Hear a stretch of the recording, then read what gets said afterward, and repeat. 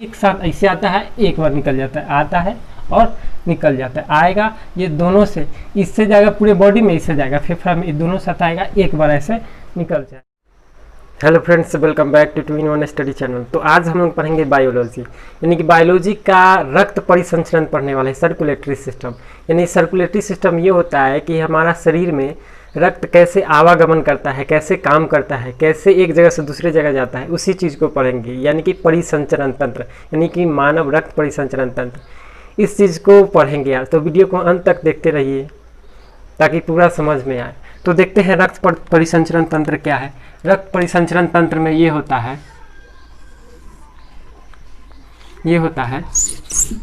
जैसे देखते हैं रक्त परिसंचरण के 3 मुख्य अंग हैं। कितने मुख्य अंग है? 3 मुख्य अंग है। पहला है हार्ट यानी कि हृदय। दूसरा है ब्लड यानी कि रक्त। और तीसरा है वेसल्स यानी कि वाहिकाएं। अब इस चीज़ को पढ़ेंगे, हार्ट को पढ़ेंगे, ब्लड को पढ़ेंगे और वाहिकाएं को पढ़ेंगे। इसमें थोड़ा थोड़ा जान लेते हैं कि हृदय क्या है। हृदय होता है, ये हृदय दोनों फेफड़ों के बीच स्थित होता है। दोनों फेफड़ों के बीच होता है, दोनों फेफड़ों के बीच स्थित होता है। दूसरा, यह मसल्स का बना होता है, मसल्स का बना होता है। आगे देखते हैं कि यह रक्त का चालन करता है। इसी वजह से इसको बोलते हैं केंद्रीय पंप अंग। केंद्रीय पंप अंग बोलते हैं। केंद्रीय पंप अंग का मतलब कि सेंट्रल पंपिंग सिस्टम, या रक्त को चलाता है पंप कर। ये एक सेकेंड में 72 बार धड़कता है और एक बार में 70 ml रक्त पंप करता है। 70 ml, एक सेकेंड में 70 ml रक्त पंप करता है। इसी वजह से इसको बोलते हैं केंद्रीय पंप अंग। इसका वजन होता है मेल में यानी पुरुष में 280 से 340 ग्राम के बीच होता है। यानी 280 या एवरेज में इसको 300 ग्राम भी बोल सकते हैं। लेकिन महिला में होता है, महिला में हो जाएगा ये 230 से 280 ग्राम के बीच होता है। यानी पुरुष में 280 से 340 ग्राम के बीच, और महिला में हृदय का वजन 230 से 280 ग्राम के बीच होता है। इसका मतलब ये हार्ट में इतना प्रॉपर्टी होता है। अब आगे देखते हैं रक्त का कंडीशन क्या है। तो रक्त में देखते हैं कि रक्त दो प्रकार के होते हैं, एक तरल में और एक ठोस में। एक तरल में और एक ठोस में होता है। तरल और ठोस में होता है। तरल में होते हैं प्लाज्मा जो कुल रक्त का 55% होता है। और ये ठोस में 3 तरह का होता है, RBC red blood cell, WBC white blood cell, और होता है ब्लड प्लेटलेट्स।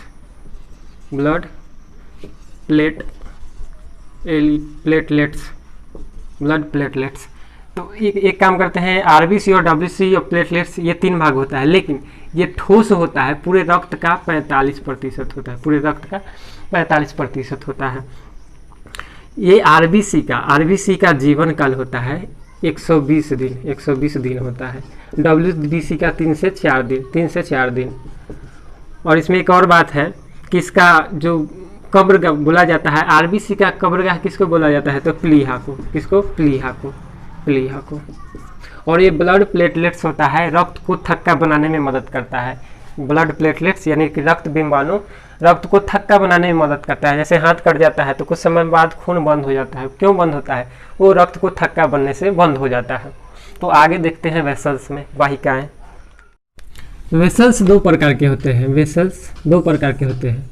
एक होता है आर्टरी, आर्टरी ARTERY आर्टरी, और दूसरा होता है वेंस VAI वेंस। आर्टरीज मतलब होता है धमनी और वेंस मतलब होता है सीरा, सीरा।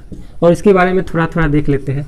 आर्टरीज में होता है शुद्ध रक्त होता है, शुद्ध रक्त होता है, शुद्ध रक्त होता है, और सीरा में अशुद्ध रक्त होता है, अशुद्ध रक्त होता है, अशुद्ध रक्त होता है, अशुद्ध रक्त होता है। इसमें अशुद्ध, शुद्ध और अशुद्ध का क्या मतलब होता है? धमनी में शुद्ध रक्त मतलब ऑक्सीजन युक्त रक्त होता है, ऑक्सीजन युक्त रक्त होता है, और इसमें अशुद्ध हो गया, शुद्ध अशुद्ध, और इसमें CO2 सॉरी ऑक्सीजन युक्त रक्त होता है। इसमें कार्बन डाइऑक्साइड युक्त रक्त होता है। इसमें हाई प्रेशर रहता है, हाई प्रेशर, हाई प्रेशर। इसमें लो प्रेशर रहता है, रक्त का हाई प्रेशर रहता है, रक्त का लो प्रेशर रहता है। हाई प्रेशर क्यों रहता है? क्योंकि इसका व्यास कम होता है, इसका व्यास अधिक होता है, अधिक होता है। व्यास कम का क्या मतलब कि ये इतना है तो ये व्यास कम रहता है, लेकिन इसका अधिक रहता है, इसका अधिक रहता है, इससे अधिक रहता है। यानी कि कम, अगर पतला पाइप रहेगा तो उसमें हाई प्रेशर रहता है, लेकिन वही मोटा पाइप रहेगा तो उसमें लो प्रेशर रहेगा। और धमनी क्या होता है? धमनी जो अंदर की तरह रहता है, धमनी अंदर रहता है और सिरा रहता है बाहर रहता है। जैसे आप हाथ को ही देख लीजिए, हाथ को देखिए कि यहाँ जो होता है, जो बाहर हरा हरा सा दिखता है वो सिरा रहता है, लेकिन जो अंदर में रहता है वो धमनी होता है। इसको पता करना है कैसे काम करता है, तो ऐसे थोड़ा देर दाब के देखिए तो वहाँ पता चलेगा कि हल्का हल्का उसको मतलब मार रहा है, हल्का हल्का। तो धमनी का प्रेशर रहता है, हाई प्रेशर रहता है, इसी वजह से यहाँ रुक जाता है, इसी वजह से वो हार्ट का जो पंपिंग रहता है वही बुझाता है। और धमनी और सीरा में जो रहता है उसमें लो प्रेशर रहता है, तो उसको जात भी दीजिएगा, बंद भी कर दीजिएगा, तो उससे थोड़ा देर के लिए कोई फर्क नहीं पड़ता है, लेकिन धमनी को फर्क पड़ता है, वो तो रुक जाता है। इसी वजह से प्रेशर उसका हाई रहता है, तो थोड़ा देर में पता चलेगा कि धक धक मार रहा है। तो बढ़ते हैं, अब जो पढ़ेंगे पूरा हृदय की संरचना पढ़ेंगे, वो कैसे काम करता है, पूरे नाम और किस तरह से काम करता है उसको देखते हैं। तो बनाते हैं फिगर। चलिए, इस तरीका हार्ट को एक घर के हिसाब से समझते हैं। जैसे एक घर है तो उस घर से, इसको डायग्राम पर बनाते हैं। एक मान लिया कि घर है, तो इसमें पूरे बिल्डिंग में RO पानी सप्लाई करना है, यानी कि शुद्ध पानी सप्लाई करना है। तो शुद्ध पानी सप्लाई करने के लिए सबसे पहले एक मोटर चाहिए, तो मोटर जो पंपिंग मोटर चाहिए, जो पानी को ज़मीन से खींच कर ऊपर लाए। ऊपर लाने के बाद एक RO मशीन चाहिए, RO मशीन जो मोटर खींचेगा वो RO में पानी देगा। अब RO को उतना क्षमता नहीं है जो पूरे बिल्डिंग में पानी सप्लाई कर सके, तो उसके लिए एक और मोटर लगाना होगा, तभी तो पूरे बिल्डिंग में सप्लाई करेगा। यही काम होता है हमारे शरीर में। होता क्या है कि हमारे फेफड़े के पास उतना क्षमता नहीं होता है कि पूरे शरीर में ब्लड को पहुंचा दे। फेफड़ा का काम होता है ओनली रक्त और ऑक्सीजन को मिक्सिंग करना और कार्बन डाइऑक्साइड को निकाल के बाहर, कार्बन डाइऑक्साइड को बाहर निकालना। तो उसी प्रकार क्या करता है हमारा हृदय, कि ये ऐसे हम लोग फिगर बनाते हैं। ये हार्ट का फिगर नहीं है, ये फिल्म में चलता है, इसमें कोई फीलिंग नहीं आता है, हार्ट में कोई फीलिंग नहीं होता, ये हाइपोथैलेमस में फीलिंग होता है। ये सिर्फ पंप, रक्त को पंप करने का काम करता है। तो क्या करता है कि ये डबल बेस में चेंज होता है इस प्रकार से। तो क्या करता है कि शरीर से जितना भी अशुद्ध रक्त होता है ये इसमें आता है। इसमें आने के बाद क्या करता है कि ये फेफड़ा, यानी कि उस समय RO मशीन में जाता था, तो यही RO मशीन यानी कि फेफड़ा, दोनों फेफड़ा में जाता है। दोनों फेफड़ा से फिर वापस शुद्ध होकर यानी कि ऑक्सीकृत होकर इसमें बायां में जाता है। बायां में जाने के बाद ये पंप करता है, तो यही पंप होकर पूरे शरीर में फैलता है। तो ये साइकिल चलते रहता है। इस प्रकार से हमारे शरीर में रक्त का परिवहन होता है। तो देखते हैं ये फिगर वाइज यानी फुल डिटेल में विश्लेषण में देखते हैं। चलिए हार्ट को बनाते हैं।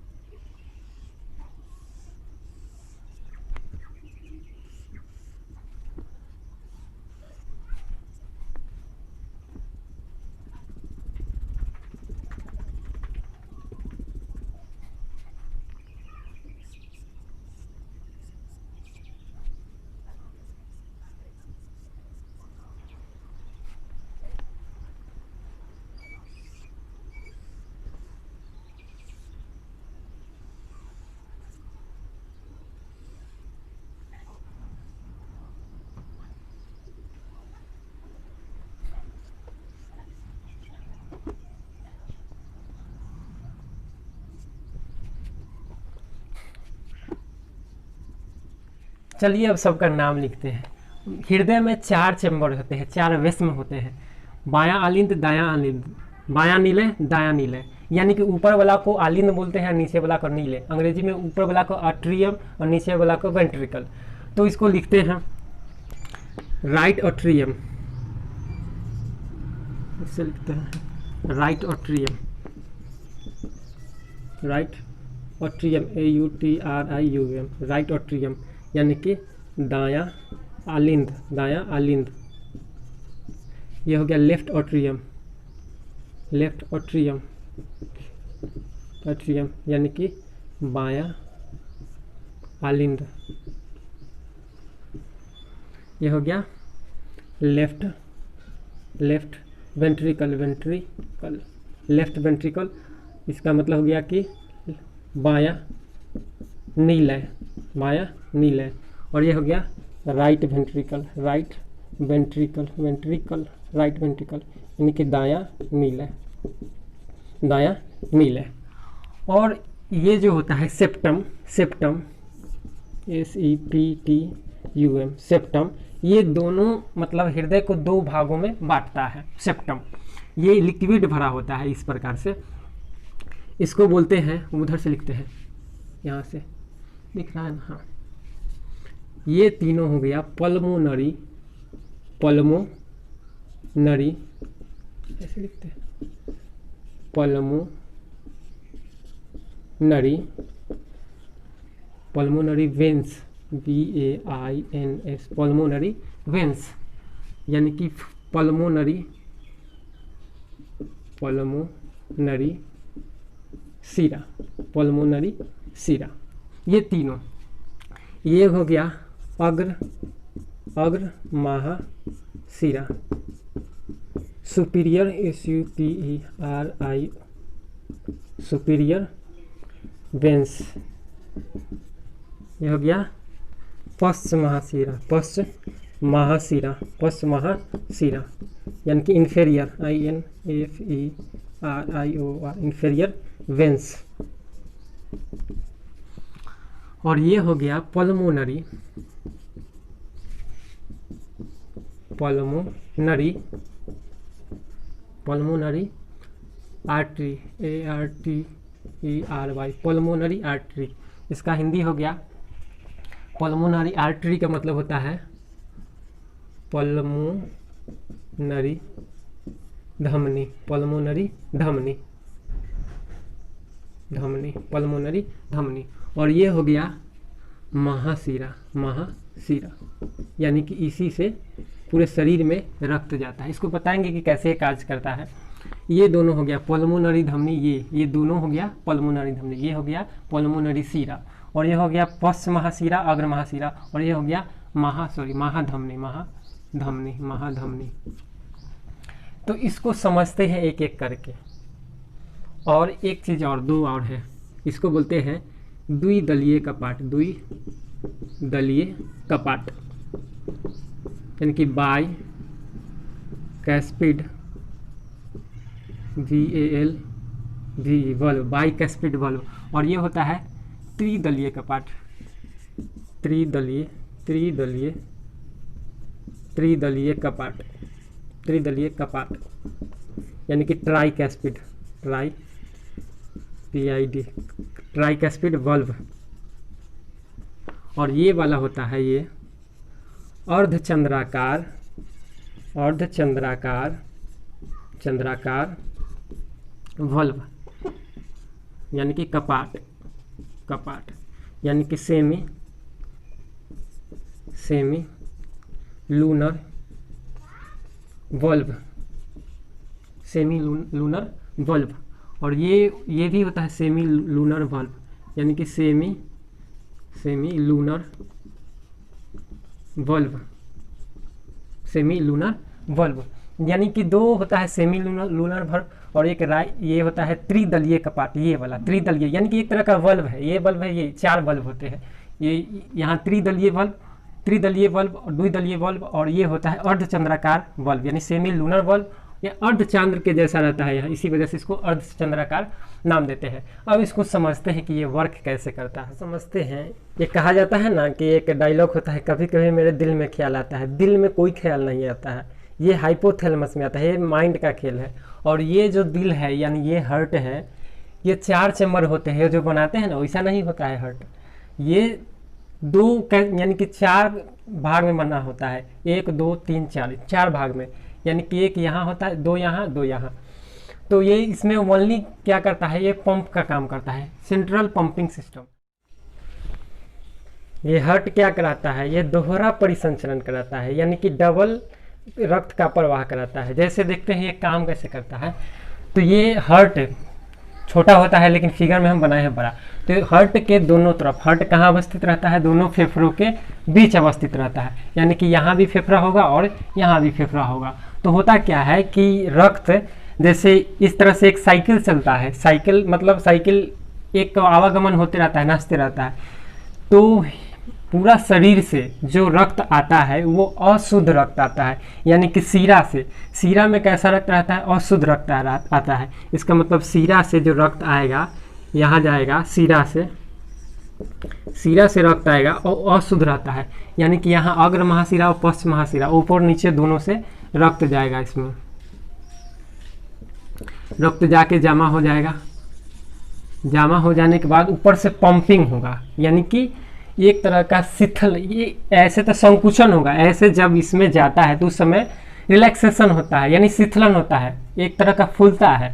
तो फूलने के बाद इसमें रक्त जमा हो जाता है, उसके बाद कंट्रैक्शन होता है, संकुचन होता है। संकुचन होने के बाद इस वल्व से नीचे चला जाता है, इस वल्व से नीचे चला जाता है, यहाँ चल जाता है। यहाँ आने के बाद फिर क्या होता है, इसमें अभी तो जब आया उस समय क्या हुआ था, रिलैक्सेशन हुआ था, यानी कि क्या बोलते हैं उसको, फूल, एक तरह का बोल सकते हैं कि फूलता है तभी तो इसमें भरता है। इसका मतलब शिथिलन हुआ था, फूला था। उसके बाद जो फिर अब जब ये दबाएगा यानी कि संकुचित होगा, तो इसके पास 2 ही ऑप्शन है, या तो ऊपर वापस जा सकता है, नहीं तो एक यहाँ बल्ब लगा है इसके जरिए बाहर जा सकता है। लेकिन एक बात और है कि ये सीरा है, इसमें अशुद्ध रक्त है। अशुद्ध रक्त का क्या मतलब है, तो CO2 युक्त को अशुद्ध रक्त बोलते हैं। यहाँ आया, अब ये संकुचित होगा, संकुचित होने के बाद ये तो बल्ब बंद हो जाता है ना, जब एक बार आने के बाद तो ये प्रेशर मारता है तो ये बल्ब खुल जाता है। इससे होते हुए दोनों ये क्या है,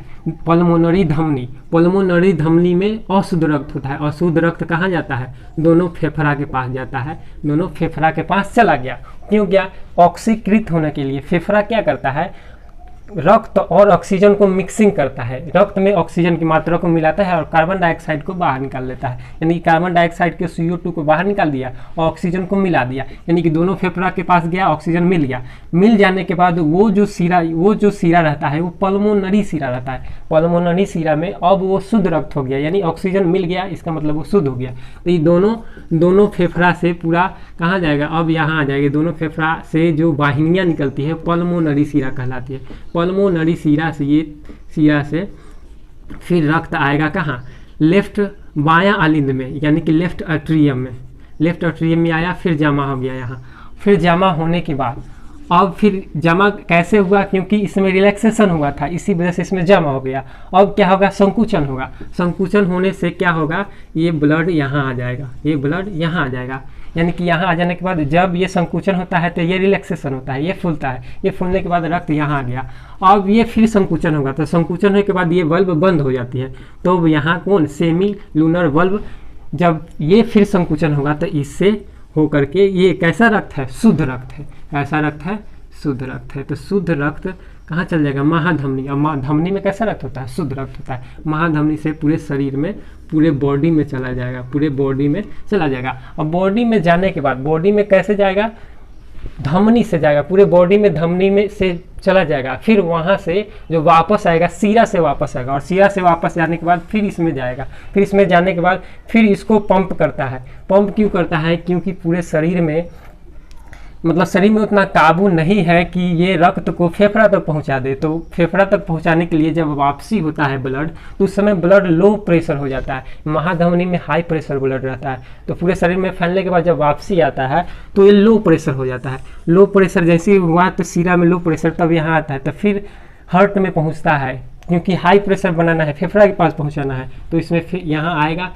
फिर यहाँ से दोनों फेफड़ा में जाएगा, फेफड़ा में शुद्ध होगा, शुद्ध हो जाने के बाद फिर पल्मोनरी सीरा में जाएगा और बायां अलिंद में जाएगा, बायां अलिंद से बायां नीलय में जाएगा, नीलय से फिर पूरा शरीर में जाएगा। अब ये वर्क कैसे करता है, देखिए होता क्या है कि ये दोनों काम एक साथ होता है। एक तरफ शुद्ध, एक तरफ अशुद्ध, यहाँ राइट साइड अशुद्ध रक्त होता है और लेफ्ट साइड शुद्ध रक्त होता है।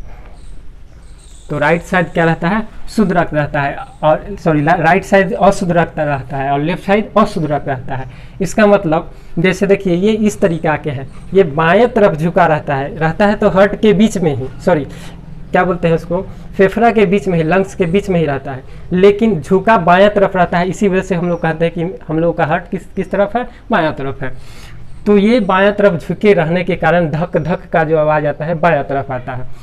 तो इस तरह से ये जाएगा।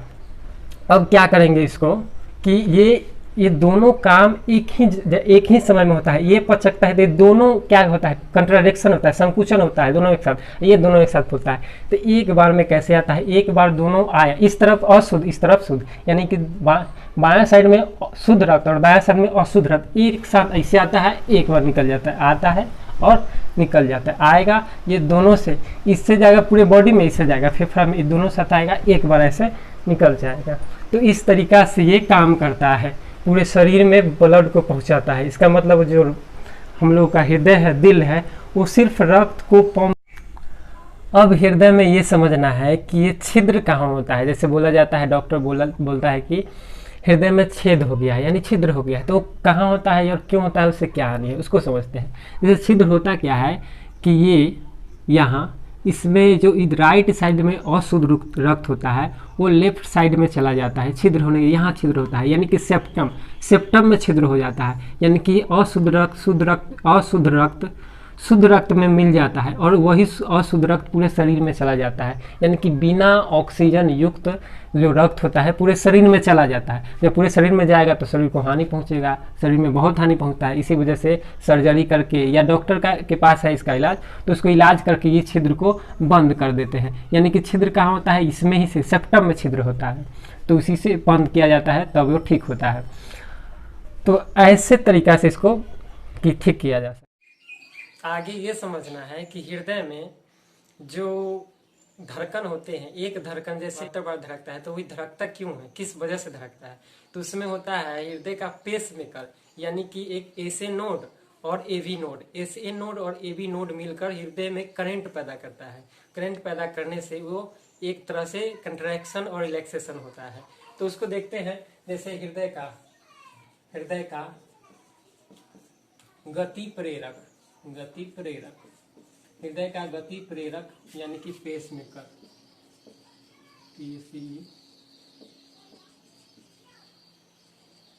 पेस मेकर कौन होता है, तो एसए नोड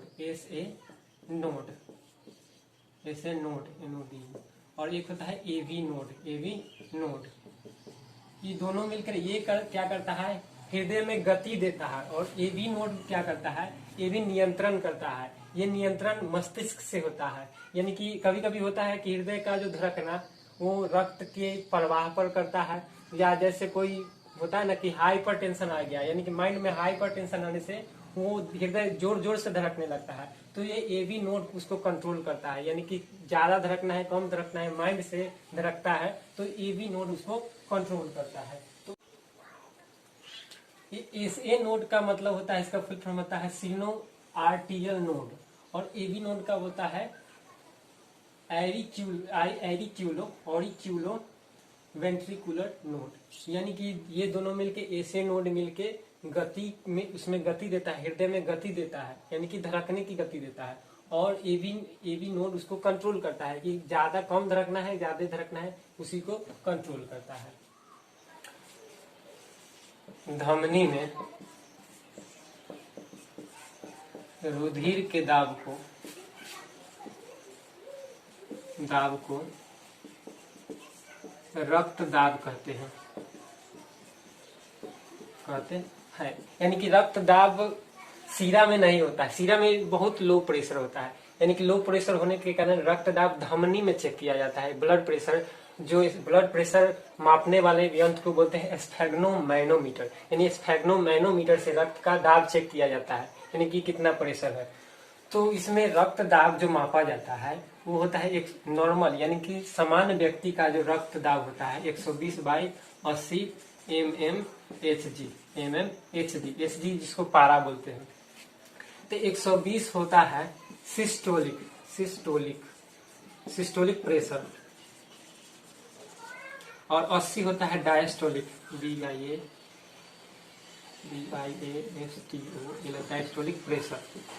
डायस्टोलिक प्रेशर। तो ये सिस्टोलिक का मतलब होता है संकुचन दाब, और इसमें डायस्टोलिक का मतलब होता है शीतलन, संकुचन और शीतलन। तो 120 बाई नॉर्मल आदमी का प्रेशर होता है। अब देखते हैं नाड़ी दाब, pulse pressure, PLUSE, pulse pressure क्या है? पल्स प्रेशर वो होता है जो सिस्टोलिक और डायस्टोलिक के अंतर को पल्स प्रेशर कहते हैं। सिस्टोलिक देखते हैं, जैसे 120 था और उसमें 80 माइनस कर दिए तो 40 आया, ये हो गया पल्स प्रेशर। पल्स जब चेक होता है तो वो सिस्टोलिक और डायस्टोलिक के अंतर को पल्स के रूप में चेक किया जाता है।